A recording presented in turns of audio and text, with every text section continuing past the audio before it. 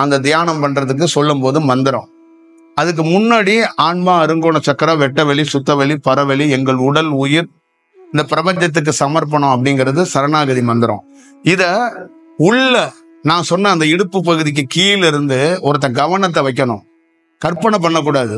கவனத்தை வச்சு உள்முகமா மகா சிவா காற்றேன்னு கீழே இருந்து மேல உச்சி தலைய தொட போகணும். தொட்டுட்டு மேல இருந்து மகா சிவா காற்றேன்னு திருப்பி கீழே இறங்கி வரணும். இதே மாதிரி 108 டைம் ஒருத்தன் தியானத்துல நினைச்சு செய்யணும். இதுதான் இந்த தியானத்தோடைய செயல் வடிவமாக இருக்க போகுது. இப்ப மந்திரத்தை உச்சரிக்கும் போது மௌனம் கொஞ்சம் கிடைக்கிறது இல்ல, தாமதம் ஆகுது, நான் கவனம் செலுத்த முடியல, போக்கஸ் கிடைக்கல அப்படின்னு சில பேர் நினைக்கலாம். இந்த மந்திரத்தை எதுக்காக சொல்லணும் அப்படின்னு நல்லா ஞாபகம் வச்சுக்கோங்கன்னா, காற்றோட தன்மையை மாத்துறதுக்கு மட்டும் கிடையாது. நார்மலா ஒருத்தரை இங்கட உட்காந்து தியானம் பண்ணுங்க, மந்திரம் சொல்லாதீங்க, மௌனமா உட்காருன்னா அவங்க தியானம் பண்ணுவாங்க, தியானம் வரும், ஆனா மனம் தீவிரமா ஏங்கும். நீங்க மந்திரம் சொன்னீங்கன்னா மனம் ஏங்கிக்கிட்டே இருக்கிறதா இந்த மந்திரம் என்ன பண்ணுன்னா அந்த மனதை ஒருநிலைப்படுத்தி அது மனதை ஏங்க விடாம இந்த மந்திரம் அந்த மனதை பீட் பண்ணிடும். இப்ப நீங்க பேசிக்கிட்டே இருந்தீங்கன்னா மனம் ஏங்குறத நீங்க கவனிக்கவே மாட்டீங்க. இன்னொருத்தட்ட பேசுனீங்கன்னு வச்சுங்களேன், உள்ள மனம் ஏங்கும், ஆனா அது கீழே தான் ஏங்கிட்டு இருக்கும். நீங்க ஆதிக்கம் செலுத்திக்கிட்டே இருப்பீங்க, அப்ப மனம் கீழே போயிடும், நீங்க மேல வந்துருவீங்க. அதே போலதான் இந்த மந்திரம் உச்சரித்து ஒருத்தன் தியானம் பண்ணும்போது அங்க மௌனமா ஒருத்தன் உட்கார்ந்து இருக்கும் போது தியானம் வரும், ஆனா அவன் மனம் தீவிரமா வேலை செய்யும். ஆனா இந்த மந்திரம் என்ன பண்ணும்னா அந்த மனம் வேலை செய்யறத மேல எடுத்துட்டு வந்துடும், மனம் வேலை செய்யும், இந்த மந்திரம் மேல எடுத்துட்டு வந்ததுனால அந்த இது மனதோடைய சவுண்ட் என்ன பண்ணும்னா கீழே போயிடும், அது கம்மியா தான் ஒருத்தனுக்கு கேட்கப்படும். அப்ப இன்னொரு இடத்துக்குள்ள அந்த மந்திரத்தை சொல்ல சொல்ல அவன் என்ன ஆவானா ஒருநிலை பெற்றுவான். ஆரம்ப நிலையில இந்த மனதுகிட்ட இருந்து கொஞ்சம் சண்டை போடுறதுக்காக தான் இந்த மந்திரத்தை கொடுக்கறது. இதையும் கவனமா தியானம் பண்றவங்களுக்கு தெரிஞ்சுக்கணும். சும்மா நம்ம ஒரு மந்திரத்தை கொடுக்குறோம்ல நீங்க நினைச்சுக்காதீங்க, நீங்க 2 வடிவத்தை சோதிச்சு பார்க்கணும். நீங்க ஒரு மாணவரா இருக்கும்போது தியானங்கிறதே சோதனை தான். மந்திரத்தை சொல்லும் போது மனம் எப்படி இருக்கு, மந்திரத்தை சொல்லாம மௌனமா உட்காரும் போது மனம் எப்படி இருக்கு, அதோட சவுண்டிங் நமக்கு எப்படி கேட்குது. நீங்க தியானம் பண்ணும்போது நான் சங்கொலியை கேட்டேன், செயல்பாடுகளை கேட்டீங்களா, அதே மாதிரி இங்கேயே நீங்க மௌனத்துல உட்கார்ந்தீங்கன்னா உங்க மனம் தீவிரமா பேசிக்கிட்டு இருக்கும். அது ஒரு சப்ஜெக்ட பேசும், அதை உங்களால கேட்க முடியும். ஆனா மந்திரம் சொல்லுங்க, அதை உங்களால கேட்க முடியாது. இந்த மந்திரம் ஆதிக்கம் பண்ணும். இந்த மந்திரம் இல்ல, எந்த மந்திரமா இருந்தாலும் ஆதிக்கம் பண்ணும். அப்ப ஒரு மௌனமா ஒரு உரையாடல் நடந்துட்டு இருக்கும்போது மனம் பேசும்போது மனம் கீழே நிக்குது, உரையாடல் மட்டும் மேல் நோக்கி நிக்குது. உரையாடலை முடிச்சுட்டு ஒரு தலைவரோ நீங்களோ பஸ்லயோ ட்ரெயின்லயோ போனா நீங்க மௌனமா இருக்கும்போது மனம் ஆதிக்கம் அதிகமா வேலை செய்யும். அப்ப ஒரு சராசரி மனிதனுக்கு மௌனத்துல அதிகமாக மனம் வேலை செஞ்சு கொண்டே இருக்கிறது. அத யோகி கண்டுபிடிச்சு என்ன பண்ணானா அப்ப தீவிரமாக அந்த சக்தியை வச்சு மனதை ஒவ்வொரு லேயரா கீழே இறக்குறான். இப்ப மனம் ஒரு 15வது படியில இருக்குன்னா ஒரு யோகி தியானத்துல என்ன பண்றான்னா ஒவ்வொரு படியா கீழே இறக்கி தன்னுடைய டிஸ்டர்பன்ஸ் அந்த மனம் செய்யாத அளவுக்கு பண்றான், மனதை நிறுத்தல.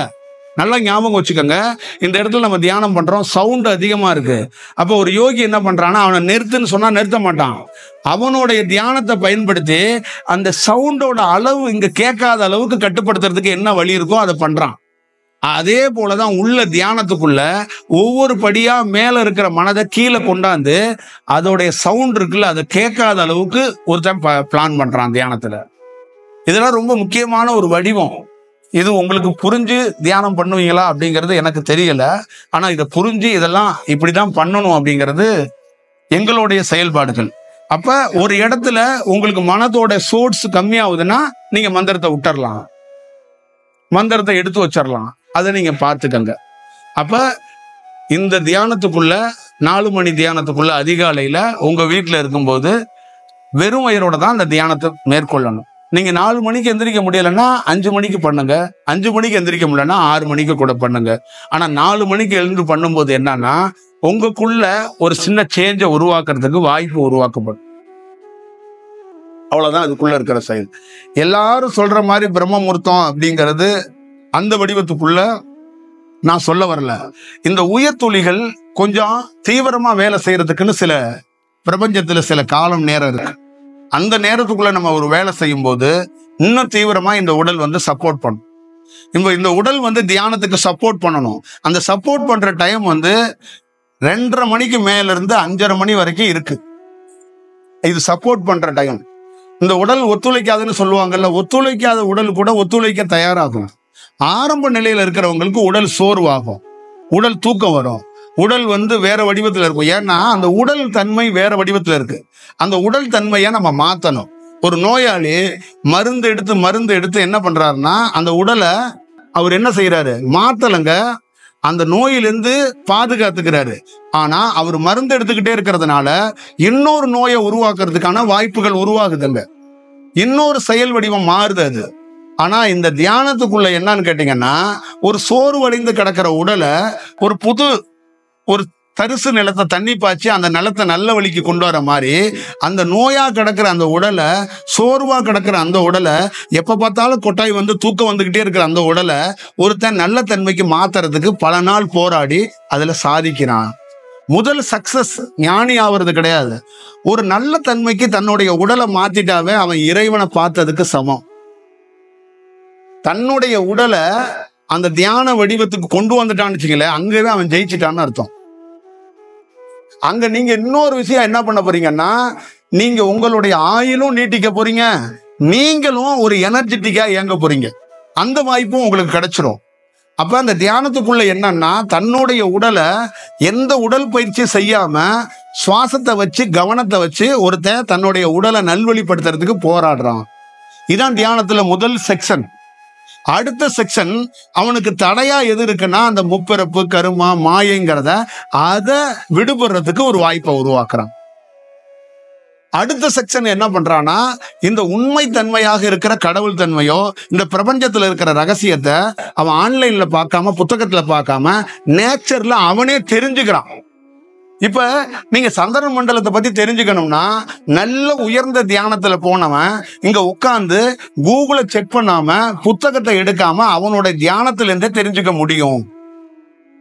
அப்ப இதுக்குள்ள என்னன்னா, ஒரு கூகுள் மேப்பை பயன்படுத்தாம ஒரு ரூட்டுக்கு எப்படி போறோம், ஒரு இடத்தை எப்படி தேர்வு பண்றோமோ, அந்த மாதிரி ஒவ்வொரு தனி மனிதனும் ஒரு இடத்தை தெரிஞ்சுக்கிறதுக்கும், இந்த சுழற்சி, இந்த இயக்கம், இந்த பிரபஞ்சம், இந்த தன்மை எல்லாத்தையும் தெரிஞ்சுக்கிறதுக்கு ஒரு தனி மனிதன் தயாராகிறான்.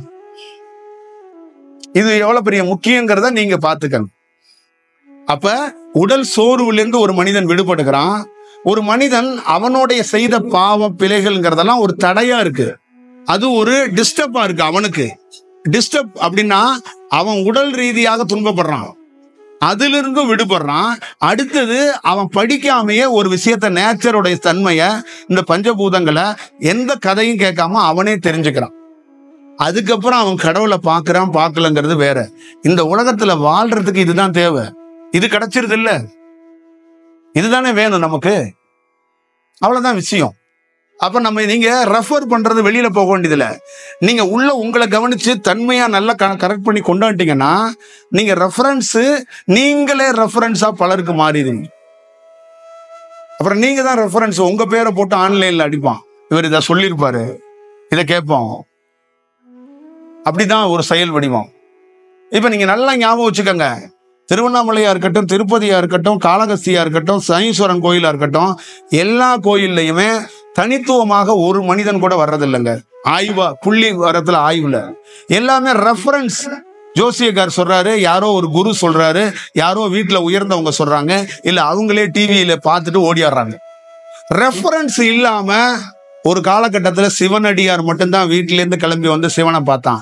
இன்னைக்கு அனைத்துமே ரெஃபரன்ஸ்ல தான் நீங்க வீட்டில இருந்து வர்றீங்க. இப்ப நீங்களே என்ன எங்கேயாவது ஒரு இடத்துல ரெஃபரன்ஸ் பண்ணிருப்பீங்க, இல்ல கேட்டிருப்பீங்க, அந்த வடிவத்துல தான் வந்தீங்க. நீங்க இப்படி வரக்கூடாது, நேச்சரா வரணும், அப்பதான் அது சேஞ்ச். இப்ப நீங்க நல்லா ஆய்வு பண்ணுங்க. இந்த கோயில்ல இன்னொரு அரை மணி நேரம் கழிச்சு பாத்தீங்கன்னா ஆயிரக்கணக்கான பேர் இருப்பாங்க, முன்னோர்களுக்கு ஆன்ம விடுதலை கொடுக்கறதுக்காக. இது எல்லாத்துக்குமே யாருக்குமே தெரியாது. அவங்களுக்கு ஒரு ஜோசியர் சொல்லியிருக்கிறார், அவங்களுக்கு பக்கத்து வீட்டுல இருக்கிறவங்க பெரியவங்க சொல்லியிருக்கிறாங்க, அவங்களுக்கு அவங்க அம்மா அப்பாவே சொல்லியிருக்கிறாங்க, அவங்களுக்கு இந்த குருக்களே சொல்லியிருக்கிறாங்க, அவங்களுக்கு இந்த கோயிலை பத்தி ஒருத்தர் 10 நாளா உட்காந்து டிவியில ஒருத்தர் பேசி சொல்லியிருக்கிறார். அந்த ரெஃபரன்ஸ் அடிப்படையிலேயே ஒருத்தர் வர்றார். இது மாறப்படணும். இதுதான் முக்கியம். நீங்க நிச்சயமா இதை கடைபிடிச்சிட்டீங்கன்னா நீங்க நேச்சர் ஆயிட்டீங்கன்னு அர்த்தம். நீங்க வாழ்ற வாழ்க்கை எல்லாமே ரெஃபரன்ஸா இருக்கு.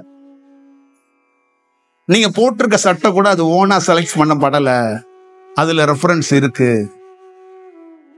நல்ல ஞாபகத்துக்கு வச்சுக்கோங்க. அப்ப நீங்க உங்க பையனுக்கு திருமணம் கூட ஒரு ரெஃபரன்ஸா தான் எடுக்கிறீங்க. சாப்பாடு, மெனு, கல்யாண மண்டபம் எல்லாமே நீங்க பாருங்க. எதுலையுமே நேச்சர்ல இருந்து நீங்க தேர்வு செய்யல. இந்த இடத்துக்குள்ள தன்னுடைய பையனுக்கு திருமணம் பொண்ணுக்கோ பையனுக்கோ பண்ணா நல்லா இருக்குன்னு ஒரு மனிதன் உள் சார்ந்து தோணி அது தியானத்திலிருந்து அவனுக்கு ஒரு கண்டறிஞ்சு அவன் பண்ணானா அது கிரேட்டு. ஆனா இல்லையே, நம்மளுடைய ரிலேட்டிவ் ஒருத்தவங்க திருமணம் வச்சாங்க, அந்த இடத்துல பயங்கரமா இருக்கான் அப்படி, இந்த சாப்பாடு இவர் வேற மாதிரி பண்றாராம், இவரை கூப்பிட்டுக்குவோம். இந்த பூக்கடையில வேற மாதிரி இருக்கான், அதை பண்ணிக்குவோம். இந்த குதிரை வண்டிக்காரர் குதிரை உதைக்காமே நம்ம மாப்பிள்ளையை தூக்கிட்டு போவோமா, இவரை வச்சுக்குவோம். லைஃப்ல எல்லாமே ரெஃபரன்ஸா போயிடுச்சு. அப்போ ஒரு தனி மனிதனை நீங்க எல்லாம் எப்படி இருக்கீங்கன்னா, தயவு செய்து தப்பா நினைச்சுக்காதீங்க, நீங்க எல்லாம் ரோபோவா மாதிரி பல வருடம் ஆயிடுச்சு. உங்களுக்கு யாரோ ஒருத்தர் இன்ஸ்ட்ரக்ஷன் கொடுத்துக்கிட்டே இருக்கிறாங்க, நீங்க வேலை செஞ்சுக்கிட்டே இருக்கிறீங்க. ஆனா கேட்டா நீங்க ஓனா வேலை செய்றீங்கன்னு நினைக்கிறீங்க. நீங்க ஒரு 10 நாள் இந்த உலகத்தை விட்டு வெளியில காடுகள் மலைகள்ல போய் உட்கார்ந்து நீங்க யோசிச்சு பார்த்தீங்கன்னா நீங்க அப்பதான் தெரியும் நம்ம எவ்வளவு பெரிய விடுபட்டு இருக்கிறோங்கிறது. அப்போ உங்களுக்கு தானா தெரிஞ்சிடும் எவ்வளவு செயல் நம்மளை சுத்தி ஏங்கி இருக்கு. அதுக்கான வாய்ப்பை நீங்க கொடுக்கவே மாட்டீங்க. உங்களுக்கு சுதந்திரங்கிறது என்னன்னா, ஒரு நாளாவது 2 நாளாவது உங்களை சுய பரிசோதனை பண்றதுக்காகனாச்சும் நீங்க வெளியில போகணும். அங்கேயும் நீங்க பிள்ளையும் பொண்டாட்டி எடுத்துட்டு போனீங்கன்னா அது சுய பரிசோதனை எல்லாம் பண்ண முடியாது, அது பெரும் சோதனை தான் பண்ண முடியும். அப்ப நீங்க உங்களை சுய பரிசோதனை பண்றதுக்காக தான் ஊட்டி, கொடைக்கானல் இதெல்லாம் ரெஸ்ட் எடுக்கிறது கிடையாது. ஒரு தனி மனிதனை சுய பரிசோதனை பண்றதுக்கான இடம். காடுகளை சித்தர்கள் ஏன் தேர்ந்தெடுத்தானா, என்ன பரிசோதனை பண்றதுக்கான இடம்.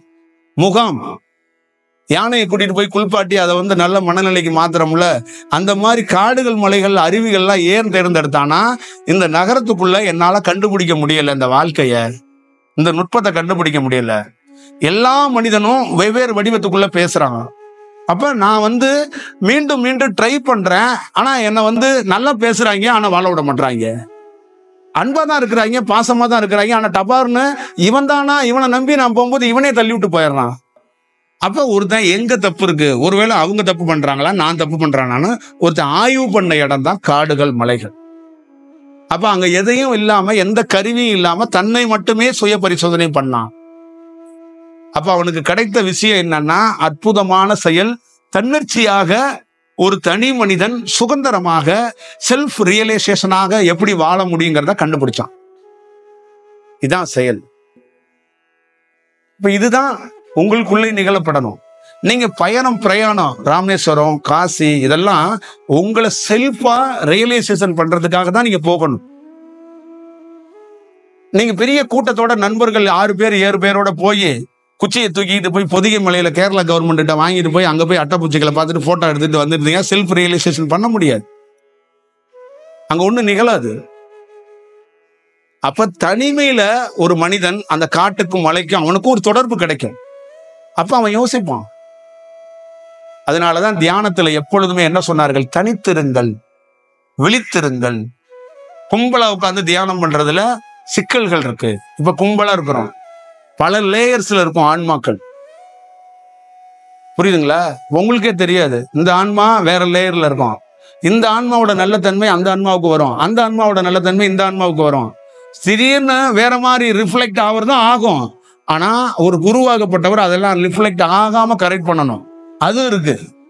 அப்ப அதனாலதான் ஒரு வீட்டுக்குள்ள என்ன, ஒரு குடும்பமா உட்காந்து தியானம் பண்ணக்கூடாது, அது ரிஃப்ளெக்ஷன் ஆகுங்கிறதுக்காக தான் தனிச்சிரு, தனியா ஒரு செயல்படு அப்படின்னு சொல்லி கொடுத்ததே அதுக்காக தான். அதுதான் அந்த வடிவம். கூட்டமாக போய் சிவனடியாரா போவாங்க, ஆனா ஒரு சிவனடியாரா தன்னை உணர்ந்தவன் எல்லாமே தனிச்சுதான் வந்திருப்பான். நீங்க 63 நாயன்மார்களும் ஒன்னா ஒரே நேரத்தில் அவதரிச்சாங்களாங்கிறது அது வேற, வந்தாங்களாங்கிறத நீங்களே பார்த்துக்கோங்க. அருணகிரி மாணிக்க வாசகனும் ஒரே மாதிரி அனுபவத்தையும் பெறல, ஒரே நேரத்துல பணியும் செய்யல. அப்ப அவங்க எல்லாருமே தனிச்சில தான் ஒரு வேலை நடந்திருக்கு. அப்ப உங்களுக்குள்ள நீங்க நகரத்துக்குள்ள நிறைய மக்களோட வாழ்றீங்க, குடும்பத்துக்குள்ளேயும் நிறைய மக்களோட வாழ்றீங்க. தியானம் என்பது தனிச்சு இருங்க. அது என்ன உங்களுக்கு கிடைக்க போகுதுன்னா, தயவு செய்து உணர்ந்து கொள்ளுங்க. நீங்க கடவுளை அடைய போறதோ கடவுளை தெரிஞ்சுக்க போறதோ இல்ல. இந்த பூமியில நீங்க வாழ்றத நுட்பமா வாழ்றதுக்கு வாய்ப்பு இருக்கு. உங்களுடைய அந்த அந்த பிரியாரிட்டின்னு சொல்லுவாங்கல்ல, உங்களுக்கு பிடிச்ச விஷயம் இருக்குல்ல, அதை அடையிறதோ அதை பெறறதுக்கான ரூட் என்னங்கிறத நீங்களே கண்டுபிடிக்கணும். இன்னொருத்தர் சொல்லி கொடுத்து அதை கண்டுபிடிக்க கூடாது. ஒரு இடத்துல உங்களால கண்டுபிடிச்சிட முடியுங்கிறதா நான் உங்களுக்கு சொல்லி தர்றதுக்கான ஒரு வாய்ப்பு. இதை நீங்க பார்த்துக்கணும்.